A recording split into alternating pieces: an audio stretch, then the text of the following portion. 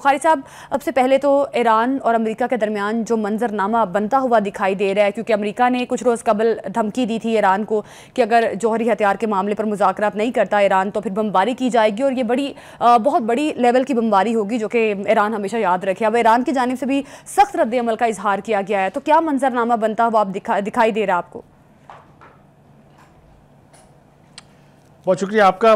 پہلی بات تو یہ ہے کہ منظرنامہ تو بہت خوفناک ہے، اس میں تو کوئی دو رائے نہیں ہے، اور ٹرمپ کی ایران دشمنی بھی کوئی نیا واقعہ نہیں ہے۔ اس کی پارٹی جب کبھی بھی اقتدار میں آئی ہے، ہم نے دیکھا کہ مسلمانوں کی تباہی جو ہے وہ اس میں ہوئی ہے، چاہے وہ عرب سپرنگ ہو جس میں بہت سارے ممالک جو ہیں ان کی تباہی ہوئی، لیبیا، یمن اس میں شامل ہے۔ اسی طریقے سے ہم نے دیکھا کہ اس سے پہلے عراق میں جو کچھ ہوا وہ بھی ان کی پارٹی کا کیا دھرا تھا، پھر اس کے بعد افغانستان میں 20 سال تک امریکہ جو کچھ کرتا رہا۔ تو یہ ٹرمپ کی دشمنی تو بالکل بھی نئی بات نہیں ہے۔ آپ کو یاد ہوگا کہ 6 رکنی ممالک کے مذاکرات ہو رہے تھے ایران کے نیوکلیر پروگرام کے اوپر، جس میں برطانیہ، فرانس، روس، چین اور امریکہ شامل تھے۔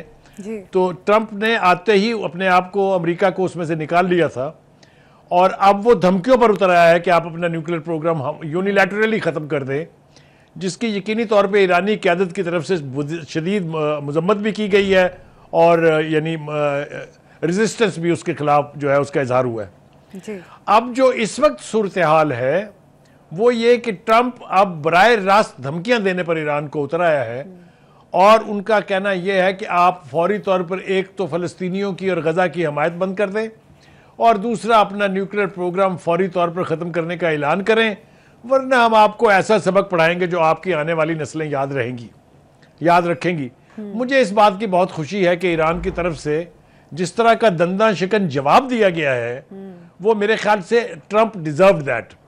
2 افراد کی طرف سے ہم نے دیکھا اس کے اوپر یعنی رد عمل کا اظہار کیا گیا۔ ایک خامنئی ہیں جو ان کے رہبر انقلاب ہیں، اور جو ان کے زبان سے نکل جاتا ہے وہ ایران کی قوم کے لیے، ایران کی مسلح افواج کے لیے، ایران کے ڈپلومیٹک کور کے لیے حرف آخر کی حیثیت رکھتا ہے۔ اور دوسرے علی لاریجانی ہیں جن کا میں نے انٹرویو بھی کیا تھا جب میں نیوز میں تھا۔ وہ جو ایران کا نیوکلیر پروگرام ہے، یعنی جو ان کی وہاں کی جو نیوکلیر کمیشن ہے جس کے تحت نیوکلیر پروگرام چلتا ہے، اس کے وہ انچارج رہے ہیں مور دین 4 to 5 years۔ اسی بیچ میں سب سے زیادہ ترقی بھی ہوئی نیوکلیر پروگرام کے حوالے سے ایران نے کی ہے۔ انہوں نے بھی بڑا دنداں شکن جواب دیا ہے۔ ان دونوں ہی رہنماؤں کا، ایرانی کا جو مطمع نظر یا جو جسٹ ہے ان کے بیان کی وہ یہ ہے کہ اگر آپ ہمیں دھمکیاں دینے سے باز نہ آئے، اگر آپ نے کوئی غلطی کی ہم پر حملہ کرنے کی، تو جو رد عمل ہماری طرف سے آئے گا وہ امریکہ کی نسلیں بھی آنے والی یاد رکھیں گی۔ میں اسپیسیفک پر بات کرنا چاہوں گا، ایران نے یہ عندیہ دے دیا ہے کہ اس خطے میں جہاں پر اس وقت جنگ چل رہی ہے، 10 ایسے آپ کے اڈے اور ہائی ویلیو ٹارگٹس ہیں جو ایران کے میزائلوں کی زد پر ہیں۔ ان میں آپ کے 50,000 کے قریب فوجی بھی ہیں جو مختلف اڈوں پر تعینات ہیں، اس میں آپ کے بحری بیڑے کے جہاز جو ہیں وہ بھی شامل ہیں۔ ایک تو میرے خیال سے ایران کے رد عمل کے بعد سے پوری مسلم امہ، جس کو میں مسلم امہ کہتا ہوں اور کہتا ہوں پتہ نہیں کہاں گمی ہوئی ہے، مل نہیں رہی ہے، اس کو ہوش کے ناخن لینے چاہیے کہ لیٹ جانا جو ہے کسی بھی ایک حملہ آور کے سامنے یہ کوئی سٹریٹجی نہیں ہے، یہ کوئی جواز نہیں ہے۔ آپ کو جب آپ کی بقا کی جنگ لڑ رہے ہوں آپ، تو پھر آپ کو اس کا جواب بھی اتنی شدت سے دینا چاہیے۔ ایک جو یہ رویہ مجھے دکھائی دیتا ہے کہ عرب لیڈرز یہ سمجھتے ہیں شاید کہ ایران کے ساتھ جو کچھ بھی ہو جائے گا ہمیں اس سے کیا فرق پڑتا ہے، یہ غلط ہے۔ وہ مجھے یاد آ رہا ہے راحت اندوری کا ایک شعر کہ لگے گی آگ تو آئیں گے گھر کئی زد میں، یہاں پہ صرف ہمارا مکان تھوڑی ہے۔ تو کہنے کا مطلب یہ ہے کہ یہ عرب بھی محفوظ نہیں رہیں گے اگر امریکہ اور اسرائیل ایران پر حملہ آور ہوں گے، تو پھر باقی عرب ممالک کا بھی وہی حال ہوگا جو یمن کا ہوا، جو شام کا ہوا، جو مختلف دیگر ممالک جو ہیں ان کا ہوا تھا۔ تو اس وقت میرے خیال سے وقت کا تقاضا یہ ہے کہ عرب دنیا خاص طور سے اور مسلمان عمومی طور پہ جتنے بھی ممالک ہیں ان کو اپنی تنظیمات جو ہیں ان کو ری ایکٹیویٹ کرنا چاہیے۔ OIC عرب لیگ کے فورم سے آواز اٹھنی چاہیے کہ اگر ایران کے خلاف حملہ کیا گیا یا غزہ سے فلسطینیوں کو بے گھر کر کے اس پر قبضہ کرنے کی کوشش کی گئی تو امریکہ اور اسرائیل کی نسلیں بھی یاد رکھیں گی کہ کتنا شدید آئے گا. اس کے علاوہ کوئی راستہ نہیں ہے. جو مذاکرات ہو رہے ہیں چاہے وہ قطر میں ہو رہے ہیں چاہے وہ ایجپٹ میں ہوئے ہیں، میرے خیال سے وہ کئی اعتبار سے اگر اس کا انالیسس کریں تو آپ کو پتا چلے گا کہ وہ فلسطینیوں کے خلاف سازش ہے، وہ فلسطینیوں کو برباد کرنے میں حصہ داری ہے. اس لیے کہ آپ دیکھیں ہر معاہدے سے اسرائیل ایک کے بعد دوسری دفعہ بھاگا ہے اور کسی نے اس کو کنڈیم تک نہیں کیا ہے. ہر بار اس کی منتیں کر کے دوبارہ اس کو مذاکرات کی ٹیبل پہ لایا گیا ہے. اور حماس کے ساتھ، حزب اللہ کے ساتھ یہ جو بٹریل ہے یہ بھی اب لوگوں سے چھپی ہوئی نہیں ہے.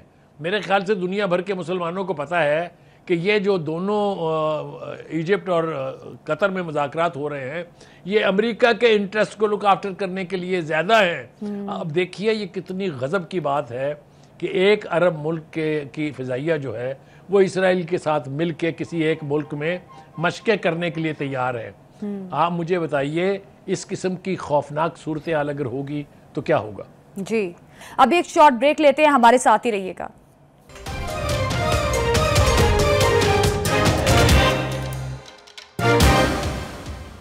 Welcome back. بخاری صاحب، جس طرح سے ٹرمپ انتظامیہ کی پالیسیز کو تنقید کا نشانہ بنایا جا رہا ہے، مطلب ٹرمپ کی اپنی پوزیشن بھی جو ہے وہ کافی ویک نظر آ رہی ہے امریکہ میں. بخاری صاحب اس کو کس طرح سے دیکھ رہے ہیں؟ اور ایک اور چیز لو کہ ایران، متحدہ عرب امارات سمیت چین کے 6 اداروں اور 2 ایرانیوں پر سنگین الزامات عائد کیے گئے امریکہ کی جانب سے. ٹرمپ کی پوزیشن کے حوالے سے بھی کامنٹ کیجیے گا کہ آگے آنے والے ٹائم میں کیا منظرنامہ ٹرمپ کے لیے بنتا ہوا دکھائی دے رہا ہے، کیونکہ ٹرمپ کی پالیسیز کو کافی زیادہ کرٹیسزم کا نشانہ بنایا جا رہا ہے. بخاری صاحب اگر آپ مجھے سن پا رہے ہیں تو آپ سے میرا یہ سوال ہے کہ ٹرمپ انتظامیہ کی پالیسیز کو کافی زیادہ تنقید کا نشانہ بنایا جا رہا ہے امریکہ میں. ڈونلڈ ٹرمپ جس بے باکی سے الزامات عائد کر رہے ہیں ایران پر اور اس کے ساتھ ہی ساتھ متحدہ عرب امارات سمیت چین کے 6 اداروں اور 2 ایرانیوں پر انہوں نے سنگین الزامات عائد کیے ہیں، تو ان کی جو پالیسیز انہوں نے بنائی ہیں اس کو کس طرح سے دیکھ رہے ہیں؟ کیا پوزیشن آگے ڈونلڈ ٹرمپ کی امریکہ میں بنتی ہوئی نظر آ رہی ہے آپ کو؟ دیکھیے امریکہ کے اندر اس وقت ٹرمپ کے خلاف جتنی ریزسٹنس ہے، جس قسم کے ایونٹس وہاں ہو رہے ہیں، جو اس کے فیصلے ہیں، جو ایگزیکٹو آرڈرز ہیں، اس کا جس طرح سے تماشا بن رہا ہے. آپ دیکھیے وہاں کی سپریم کورٹ نے جس طرح سے ریزسٹ کر کے بہت سے ایگزیکٹو آرڈرز کو اٹھا کے ایک طرف پھینک دیا ہے. تو مجھے تو خیریت نظر نہیں آتی ٹرمپ صاحب کی. ٹرمپ جو ہے مجھے لگتا ہے کہ اپنے اس دور اقتدار میں جو ویسے 4 سال کے لیے ہوتا ہے اس میں امپیچ ہوں گے. یہ امپیچ ہونا میرے خیال سے امریکہ کی ہسٹری کا دوسرا بڑا واقعہ ہوگا. اس سے پہلے آپ کو یاد ہے نکسن جو ہے وہ امپیچ ہو گئے تھے اور ان کو وہ ویتنام کی وار بیسیکلی لے دے کے بیٹھ گئی تھی. حالانکہ ایک چھوٹا سا واقعہ تھا کہ کسی اپوزیشن لیڈر کی کال انہوں نے ریکارڈ کروائی تھی، اس کے اوپر ان کی امپیچمنٹ ہوئی تھی. مجھے یہ ٹرمپ اپنا دور پورا کرتے دکھائی نہیں دیتے ہیں، اس لیے کہ ڈومیسٹکلی جو وہاں پر اوورسیز پاکستانی نہیں بلکہ جتنی بھی نیشنز کے لوگ ہیں، جس میں بھارت ہے، جس میں پاکستان ہے، جس میں اور ساری دنیا کے ممالک شامل ہیں، ان کو جس ذلیل طریقے سے رزیل کر کے ملک سے نکالا جا رہا ہے، جس طرح ان کی یونیورسٹیوں سے اسٹوڈنٹس کی جنہیں اسکالرشپس ملی ہوئی ہیں ان کی گرفتاریاں ہو رہی ہیں، یہ سب کچھ ٹرمپ کے گلے پڑنے والا ہے. اس میں کوئی دو رائے نہیں ہے. ٹرمپ جو ہے اس سے بچنے کے لیے ابھی تو کوئی کوشش دکھائی نہیں دیتی ہے، لیکن بہت سارے فیصلوں پر اسے واپس جانا پڑے گا. دیکھیے غزہ میں جو ہوا، ٹرمپ ایک جھوٹا شخص ہے. وہ ہی از اے کمپلسیو لائر. پہلے اس نے کہا کہ ہم غزہ کو ایک یعنی سیاحتی مرکز بنائیں گے اور غزہ کے لوگوں کو، فلسطینیوں کو یہاں سے نکلنا پڑے گا. بعد میں جب دیکھا پریشر آیا ہے تو اپنے بیان سے مکر گئے. لیکن اس کا جو ناجائز اولاد ہے اسرائیل، وہ جتنے اقدام کر رہا ہے وہ سارے ٹرمپ کے پلان کو امپلیمنٹ کرنے کے ہیں. بخاری صاحب جس طرح سے ٹرمپ صاحب نے ایران کو دہشت گردی کا سب سے بڑا سپانسر قرار دیا اور اس کے ساتھ ہی ساتھ ایران کی پاسدارہ انقلاب کو بھی ایک غیر ملکی دہشت گرد جماعت کہا ہے، بخاری صاحب کیا لگتا ہے کہ جس طرح سے ڈونلڈ ٹرمپ نے دھمکی بھی لگائی ہے کہ ہم بمباری کریں گے، تو کیا پاسداران انقلاب کو ٹارگٹ کر سکتا ہے امریکہ؟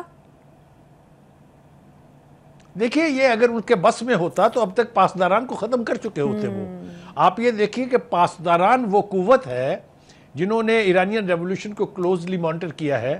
وہاں پر 7 ٹیئرز سیکورٹی حصار ہے ایران میں. میں اس کی تفصیل میں جاؤں گا تو بڑا وقت گزر جائے گا، لیکن 2 کا میں ذکر کرنا چاہوں گا. ایک بسیج ہے جو والنٹیئرز ہیں وہاں کے جی وہ عام حالات میں عام دنوں میں اپنے اپنے کام کرتے ہیں اور ان کے ہاں یہاں پٹی لگی ہوتی ہے جہاد فی سبیل اللہ, اور وہ 4 گھنٹے کے نوٹس پر وہ اپنے اپنے یونٹس میں رپورٹ کر دیتے ہیں. ان کی تعداد 55 لاکھ ہے, 5.5 ملین. یہ میں آپ کو ذمہ داری سے بیان دے رہا ہوں. اس کے بعد دوسری بڑی قوت جو ایرانین ریولوشن کی پہرے دار ہے یا ذمہ دار ہے یا پروٹیکٹر ہے, وہ ہے پاسداران.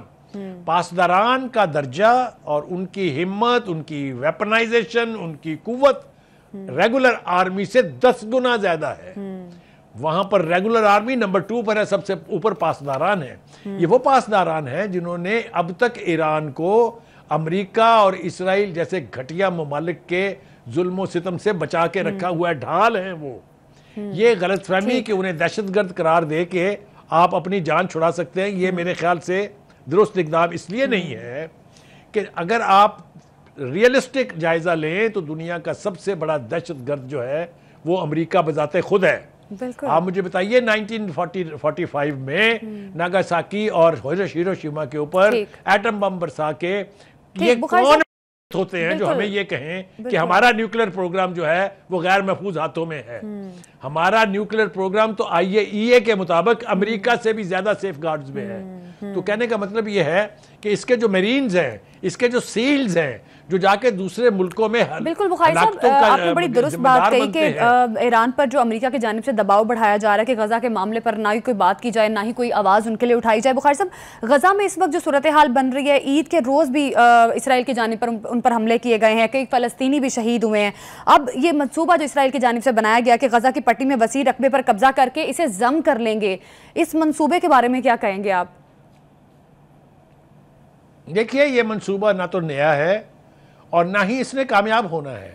یہ کوششیں اسرائیل پچھلے 70-75 برس سے کر رہا ہے, لیکن نہ ہی فلسطینی ختم ہوئے ہیں نہ ہی غزہ ختم ہوا ہے.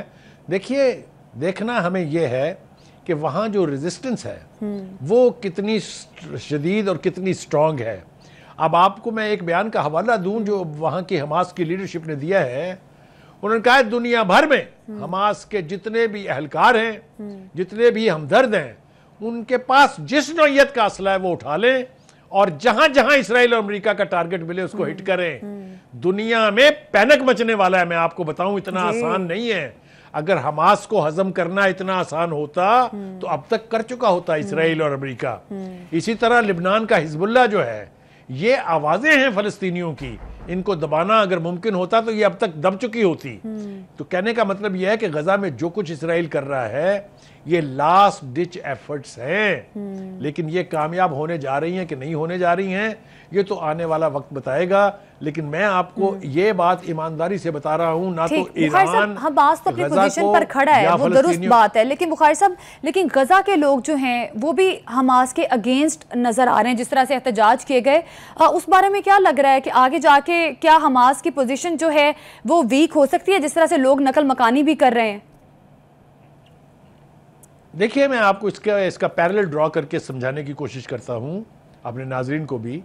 ایران میں یہ حرکت کہ وہاں پر مظاہرے کرائے جائیں امریکہ نے 4 مرتبہ کی ہے, لیکن جیسا میں نے کہا کہ وہاں کے سیکورٹی حصاروں کو توڑنا ممکن نہیں ہے. یہی حال حماس کا اور حزب اللہ کا بھی ہے. آپ اس کو بریک کرنے کی کوششیں تو کر سکتے ہیں, لیکن کیا حماس بریک ہونے جا رہی ہے؟ کیا حماس کا انفلوئنس اس خطے سے ختم ہونے جا رہا ہے؟ کیا حزب اللہ بے معنی ہونے جا رہی ہے؟ I will be the last person to accept this. میرا نہیں خیال کہ یہ ہوگا.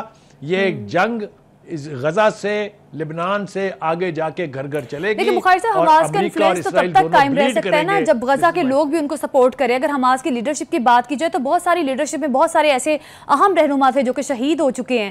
تو کیا لگ رہا ہے حماس جس طرح سے دنیا بھر میں اپنے حامیوں سے ہتھیار اٹھانے کی بھی اپیل کر رہا ہے, کیا حماس کی کوئی اپیل سنے گا؟ دیکھیے میں آپ سے عرض کروں, حماس ایک سوچ کا نام ہے, یہ ایک لیجنڈ کا نام ہے, یہ چند افراد پر مبنی نہیں ہے. اس سوچ کو, اس ملت کو, اس یونٹی کو ختم کرنا اتنا آسان ہوتا تو اب تک اسرائیل کر چکا ہوتا.